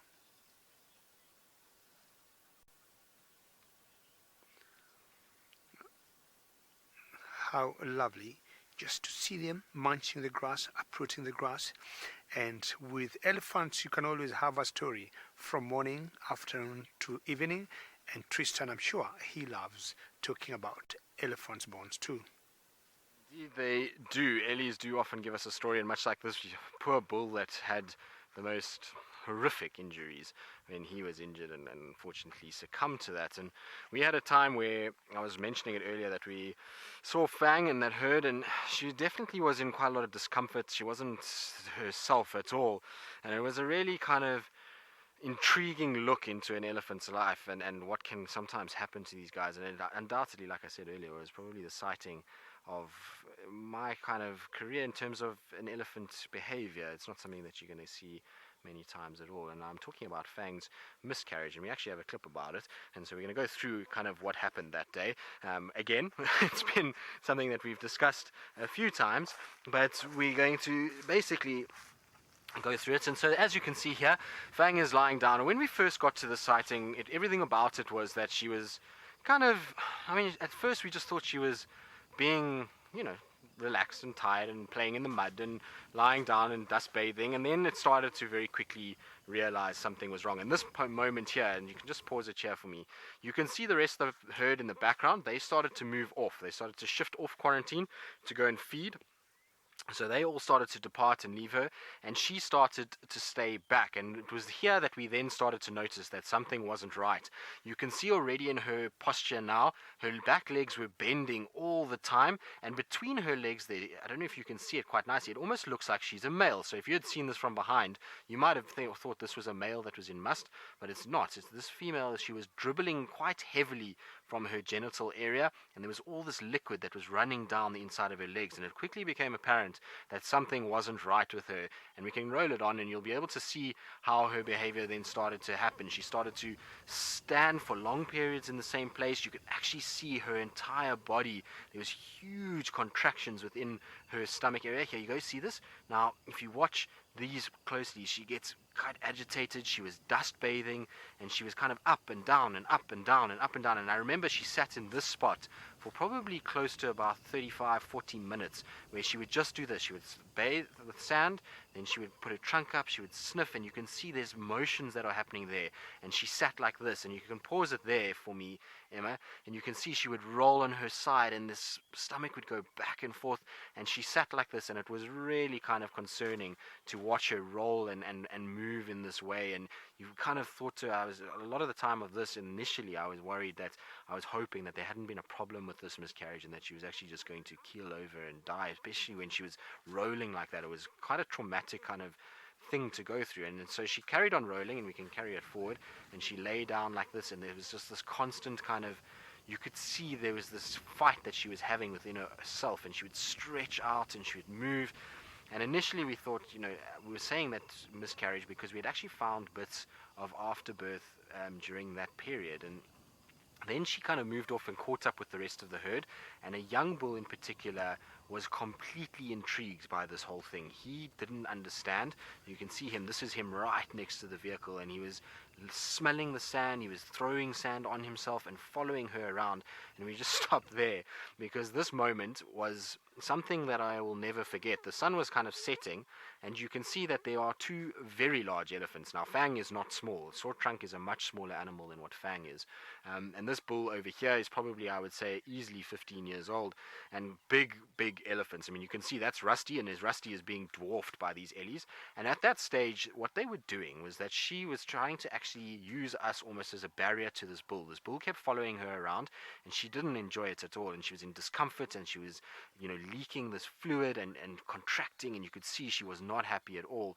And so she kept walking around the car, and this bull would be on one side and she'd be on the other side, and they would do this roundabout game, and eventually the bull would catch up, and then she would change direction. And it was quite something to sit in the middle of this and have an elephant at some points less than, I would say, half a meter from the vehicle, and a big elephant like this walking around. You can see she would come around like this, and then she'd go around the back of the vehicle, and you can see the rest of the herd is in the background. And I suspect what was happening during this is that there was a lot of communication that was happening. She was also kind of secreting all kinds of fluids that bull must have been incredibly interested in. And then you saw it kind of went into the night time, and she still was struggling. There was fluid constantly coming out, and we really didn't know what was the sort of morning was going to hold. We just watched her in disbelief really as this whole thing played out. And it was, like I say, one of those sightings that I will never ever forget. This is right towards the end when the bull came back again, and she was right by our vehicle, and kind of, you can see she's doesn't really want him there, but unfortunately, being slightly smaller, she kind of is a little bit more submissive and probably not feeling her absolute best, and there's her kind of moving off. But it was, like I say, I still get a kind of emotional about it in some ways. It's difficult not to. You see these kind of sightings, and we invest a lot of time in spending with animals and certain individuals, and at that point we had seen Fang quite a bit, and to watch an elephant in clear distress is never an easy thing. It's difficult because we're obviously trying to communicate what we're seeing to you guys, but at the same time there's an emotional roller coaster that you go through. And then I remember that sighting, from sheer joy of all these elephants playing in mud and things like that, to this complete concern over this elephant that clearly was not doing very well, and then the worry of what was going to happen to her overnight, because obviously there can be complications. You don't know what's happening inside her body. Was there internal bleeding? Was there something that was really not right? And it was a worrying time. And she then, the next morning, walked southwest and crossed out of our area. And we tracked her that morning because I was actually on walk, and remember finding bits of afterbirth that was kind of fallen down on the road and various other things. And it was a huge worry. And eventually she was then seen, and everything was okay. But it was a tough time. And so, for me, I don't know quite what the word is for it. I mean, it was both sad epic and intriguing at the same time. But I'd like to know from you guys maybe what you think is one word is how you describe that whole experience. Some of you that watched it, and maybe some of you that have just watched this for the first time and hearing the story, how you would have felt to have been in that situation, watching this elephant going through this experience and having her kind of keep coming to the car and sit within a meter of where you are. It really was quite an intriguing thing. So I'd like to hear from you guys as to what you think of all of that. Right, now I'm going to carry on with elephants for the day and try and kind of get over that and try and lift the mood slightly. In the meantime, though, Pat seems to be having a spotty day, but not of the cat kind. Once again found some spots for you to see. Well, what started out to look like a leopard drive has turned very hyena-y. So we have caught back up with the matriarch of the Juma clan, Corky, here, and she has just come off-road a little bit, so we thought we'd follow her. We thought she might take us either to the den or perhaps to a kill. She was sniffing the air a lot. The wind is blowing kind of directly onto us right now, and she was sniffing in the opposite direction from what she's facing. So there's something that's definitely interested her, but obviously just not enough. All I can smell right now is wild aniseed. I'm definitely not picking up on whatever Corky is picking up on, but I can tell you it's a delicious smell. I love it this time of year. Smelling that fresh aniseedy smell, it's just making my mouth water a little bit right now. So Corky, where's your den, huh? Where have you moved to? Where have you taken little Plonky? For anyone who doesn't know, Corky does have a cub named Plonk. Chris, yes, Corky does look very done. Put a thermometer in her because she's done. Yeah. She definitely did seem interested in whatever she was smelling, but has since just completely given it up. The wind has almost completely dropped off now as well, though. And she goes back to peacefully resting. She also looked quite full. I don't think that she was going to go hunt or possibly even scavenge. She looks like she has recently eaten, and we know that she has definitely recently bathed. We saw that earlier.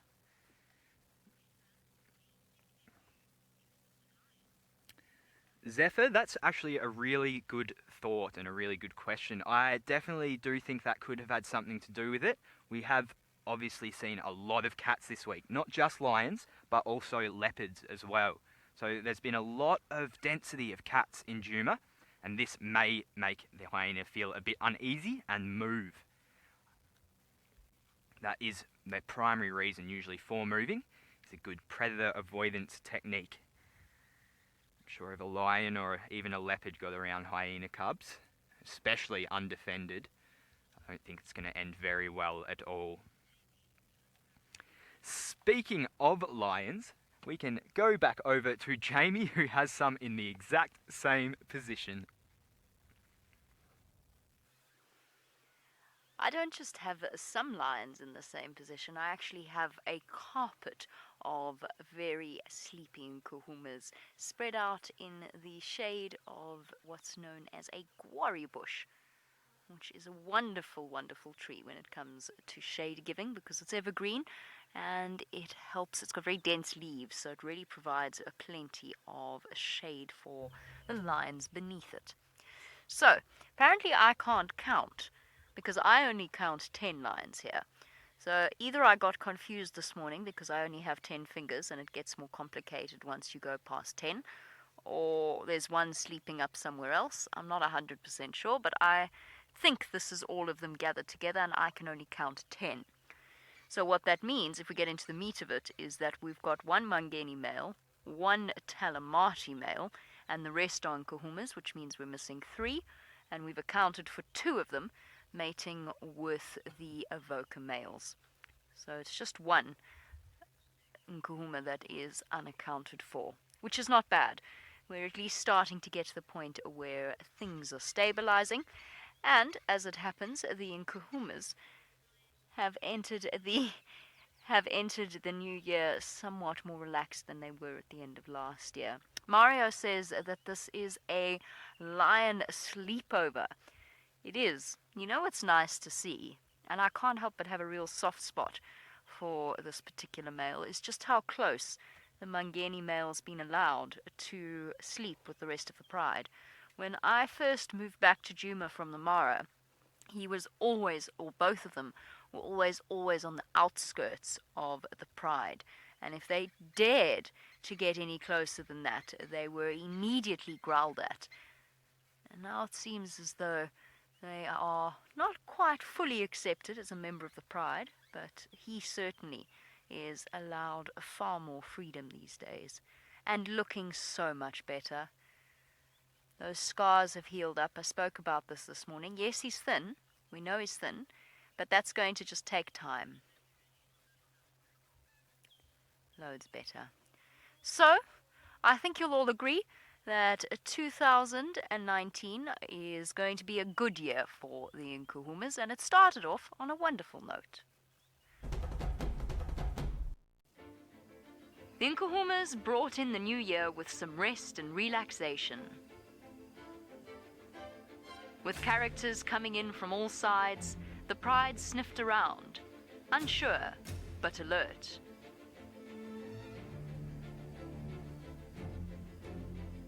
It was surprising to see a lone lioness from the pride.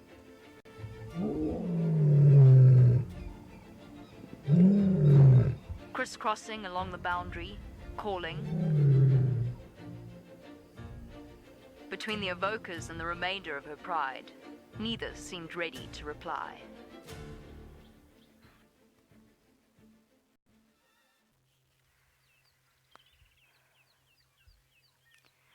I've been looking for that particular lioness. I don't know whether or not she's with the pride or if she's been snatched up by the third evoker male.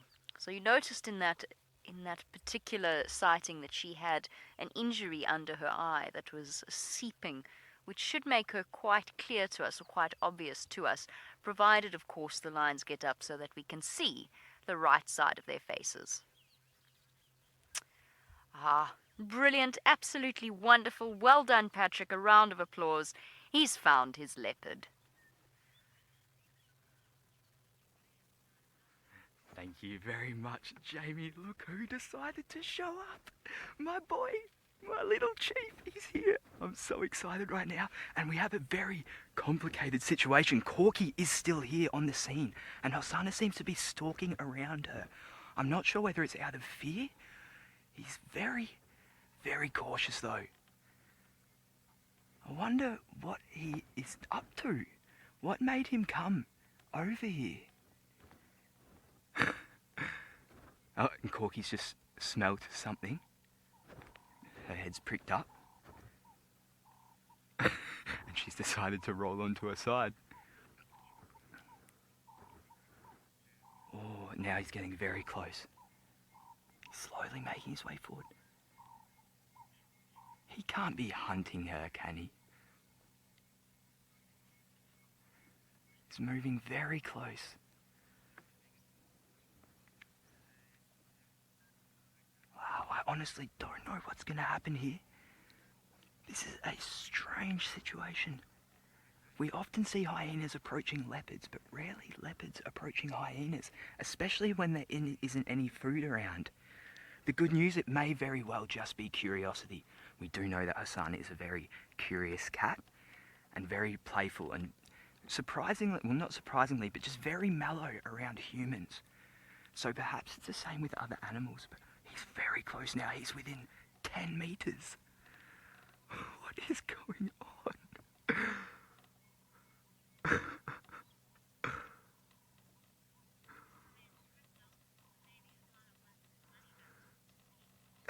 Yes, Crystal, maybe he does want his money back. Perhaps Corky took something of his that she shouldn't have. He is so close to her right now. I can't believe this. Look at that. There is literally about 5 meters or 15 feet between the two.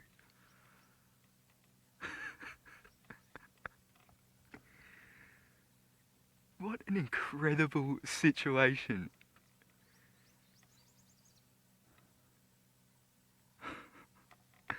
And now he's just sitting there. Corky is not even the slightest bit aware. Paula here is getting so close. What is happening? I'm sorry everyone, I'm really just trying to rack my brain as to what he's doing. He must just be curious. Rian is saying, oh no, Husana, don't do it. Well, I'm not sure if he's actually in attack mode. He looks very relaxed right now. His tail's down and flat. And he's just staring. Oh, now Corky's moved a head up, but still unaware. Can you see that ear twitching a little bit?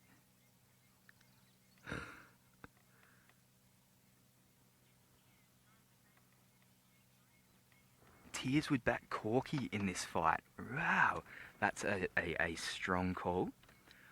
I honestly think, I don't think this, if they were to fight, it would be to the death. Both of them wouldn't want to risk injury. But yeah, it would be a very good fight. Oh, he's moving closer now. We don't want them to attack one another, that's for sure. Oh, and here we go. Spotted. You've been sprung, boy. And a bit of a yawn, a bit of a clean. And he's going back.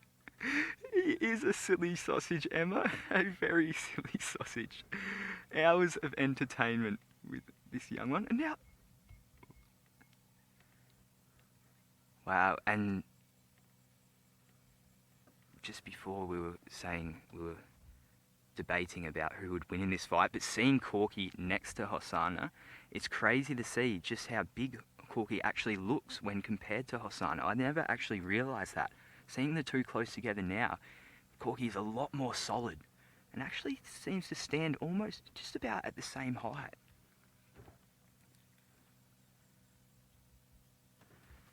I'm just going to creep around so we can get a better view of Hosana. How cool is this? Cannot believe it. What a sighting.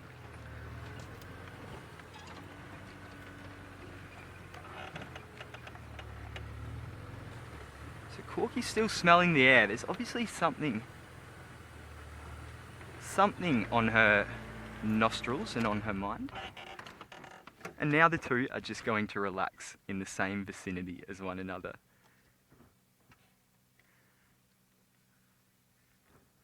So we've got Corky here, and then Hosana is just hidden a little bit behind a log on the left here.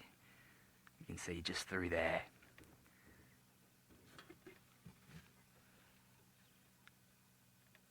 Now what are you going to do? Hey? You've come, you've said hello. Now you're going to walk away. Alright, I'm just going to move around now.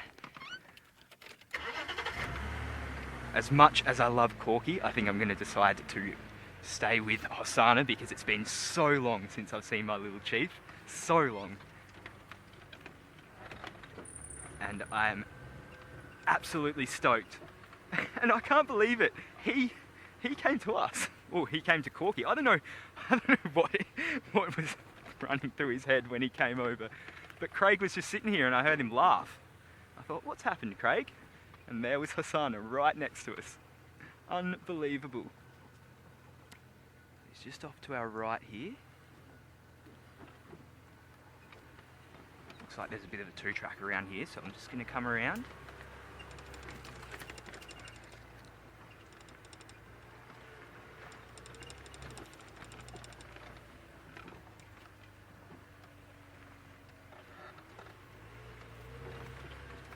That was crazy.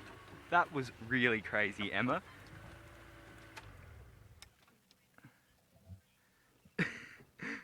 Oregon, yes, I agree. Hosana is always looking for friends. He's got such a really quirky personality, but he just seems to, I don't know. I can't describe it. He seems to want to know things. I don't know. Very interesting cat. very interesting sighting. I'm going to catch my breath and send you back over to Tristan. Pat, I'm sure you need to catch your breath, and that's typical Hosana, to show up when you're watching something else and to be intrigued by the things. Now, you might notice that I've got a wild-eyed leopard skull, and that's because we saw our wild-eyed leopard during the course of this week. It was so nice to catch up with Hook-a-muri once again. He's such a character, that cat, and I thoroughly enjoyed actually following him around. He took us through the most ridiculous amount of bush, but it was such a fun experience just kind of seeing him do things, and we've obviously caught up with him first thing in the morning, and he was, well, waiting very patiently. The wild-eyed warthog killer is once again making himself comfortable in the Duke's territory, putting his unusually large tongue to good use. Hook-a-muri remained alert for both approaching foe and food. Sticking to his skill set, he decided on his next meal. However, it was clear that it was not going to be fast food.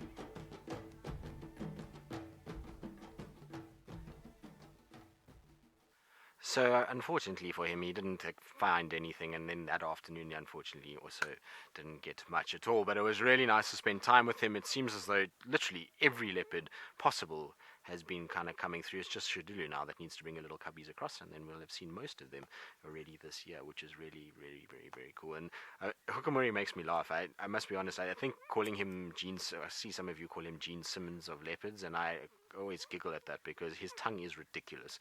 It kind of just hangs out, and the afternoon when we were following him, he was walking through the bush, and his tongue was kind of abnormally long once again, and was just hanging as he was walking. He wasn't even panting or anything like that. He was just walking around with his tongue kind of sticking out, and for some random reason he reminds me a bit of a spoonbill at times when he walks around like that. I know it's funny to say. I actually give him a lot of trouble, but it's in an affectionate way.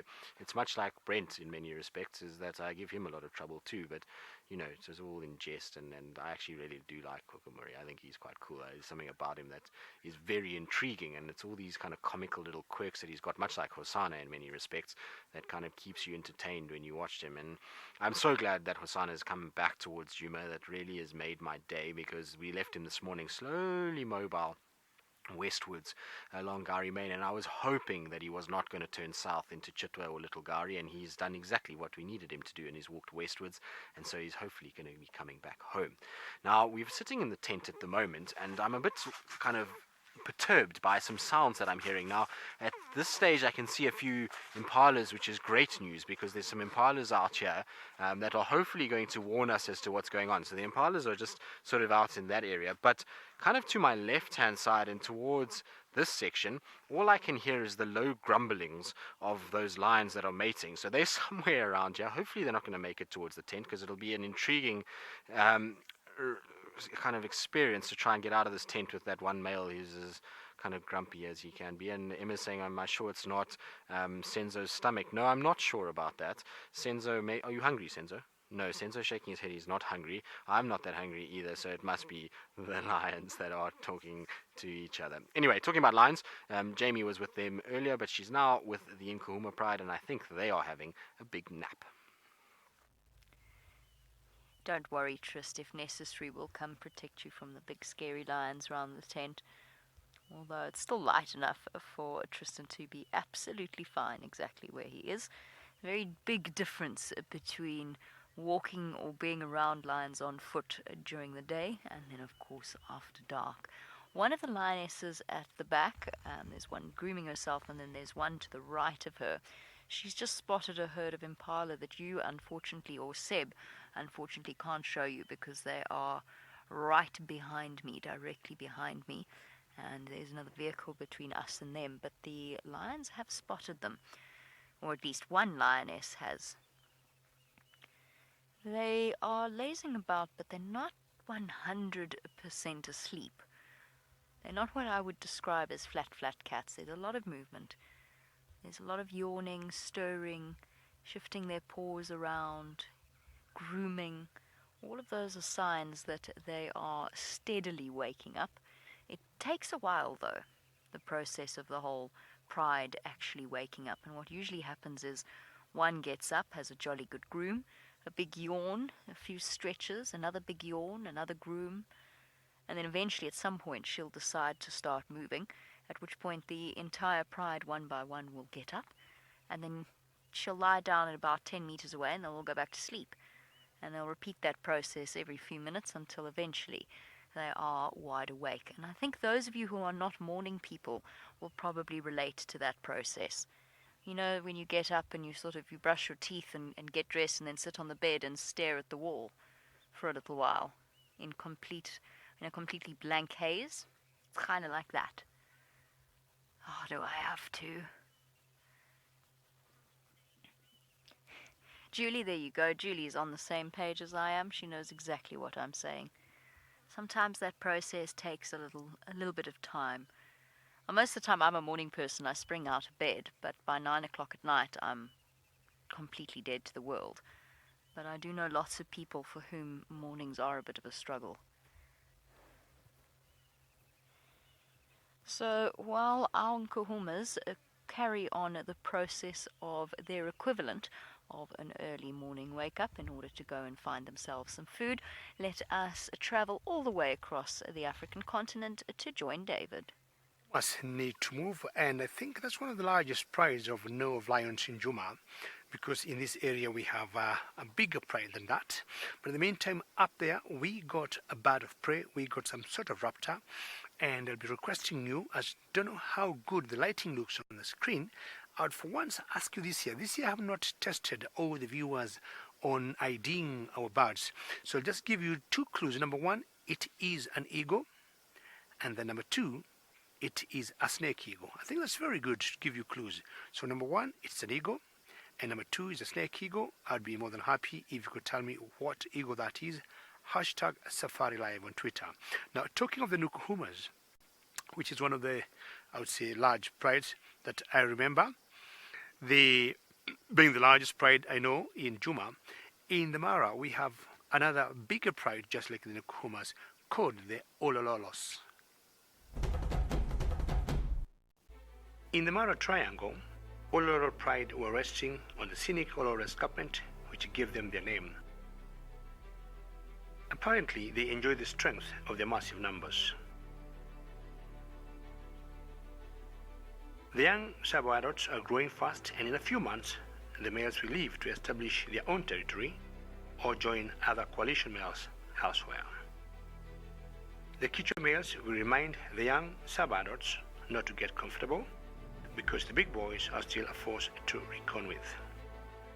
But for now, the young sub-adult males will roam this vast All Hallows territory until it is time for their departure.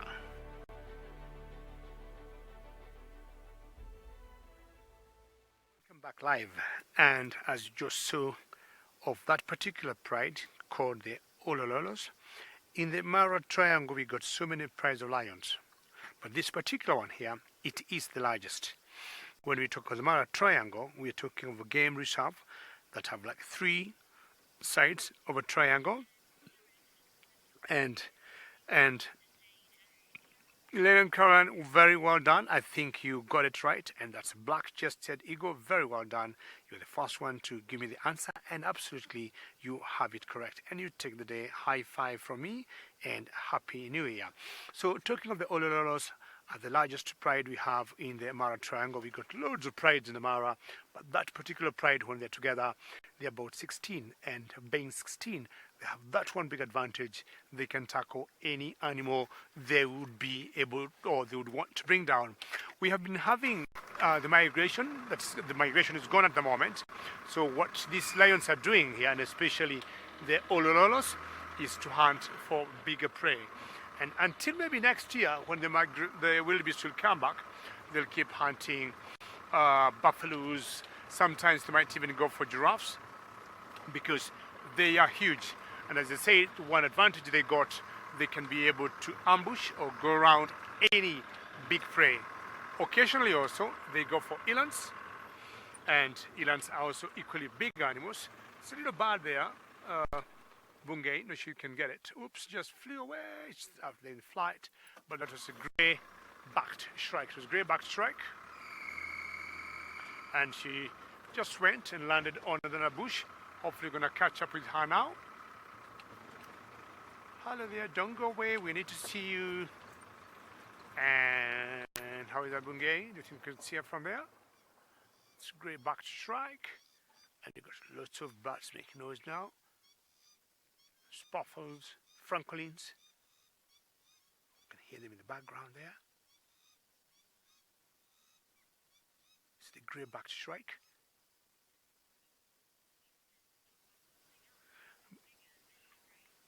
But the call we had earlier was from some francolins. Well, as we take you back to South Africa, to Tristan, who wants to talk of something bigger than this shrike here, or than this physical bird here. Well, this is not grey and bigger, but this right here is what attracts something that is grey and very big, and particularly one individual that is very, very naughty that comes around here. This is a marula fruit, and shortly these will be coming out. In fact, I found this one in the car park. Watch, behave yourself, stop it coming undone. Found this in the car park just now, and I thought, well, this would be a good time to talk about it. And so basically what's happening is these are developing on the trees at the moment. So it is a marula fruit that you see right there. Now this is a green one. This is not one that you would want to eat, and not one that the ellies would want to eat either. But it shows that they are developing slowly. I know some of you have asked whether or not the marulas are on their way. So this gives you an idea of some of them that are developing. And essentially what's happening is this is going to grow. It's going to eventually get a lot larger than this. This is probably, I would say, about 60 to 70% of the size of when they go ripe. It will then start to turn a yellow color, and often they fall just before that yellowing starts, and they land on the ground. And as they start turning yellow on the ground, the elephants come and hoover them up, and particularly bull elephants. And so at the end of this month, going into probably mid-Feb, is where they really start to come down in their droves, and into then a little bit into March. But that attracts all kinds of bull elephants. And I was saying there's one cheeky bull in particular that comes through, and we're going to introduce you to him shortly.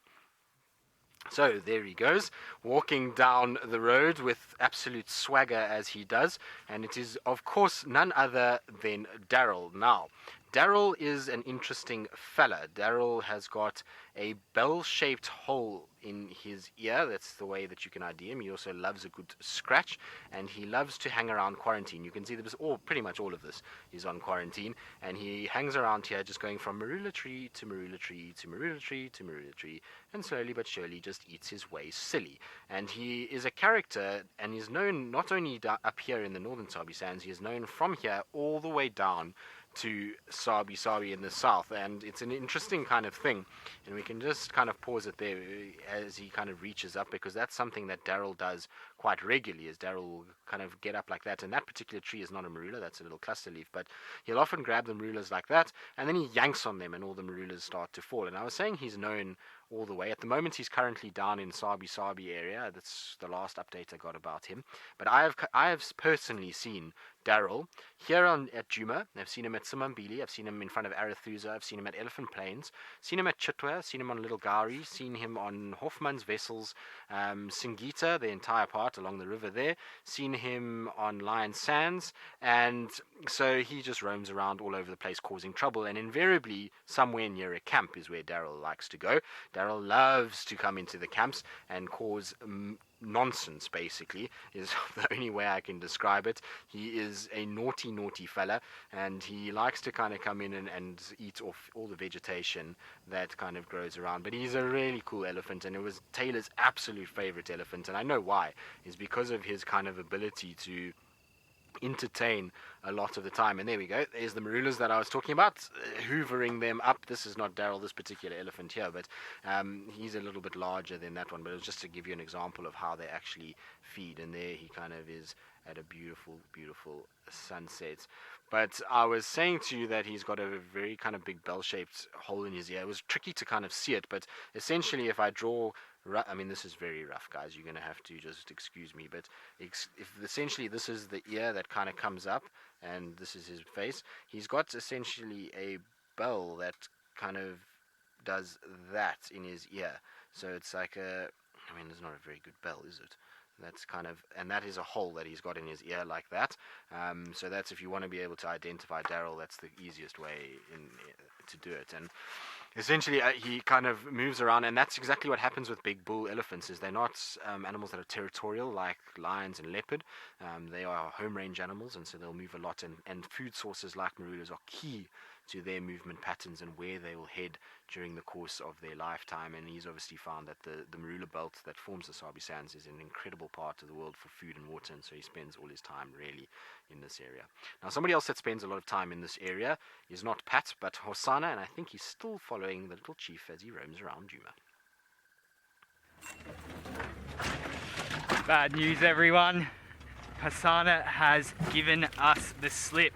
We were following him, fighting tooth and nail. As you can see through here, it is very thick, and he's gone down into the actual drainage line there.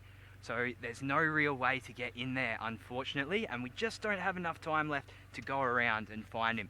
But we got him, and that is the main thing. Well, very, very happy after my first ever safari lives. Let's send you back over to Jamie. Well, Pat, I feel as though you can give yourself a jolly good pat on the back. Ha ha ha ha. No, really, I'm very proud of Patrick, and I'm very glad that he managed to find Hosana. So, a roundup of this, the 30th episode of Safari Lives. We had the wonderful elephant chat, Hosana, as found by Patrick, along with Corky. He did a brilliant job this afternoon.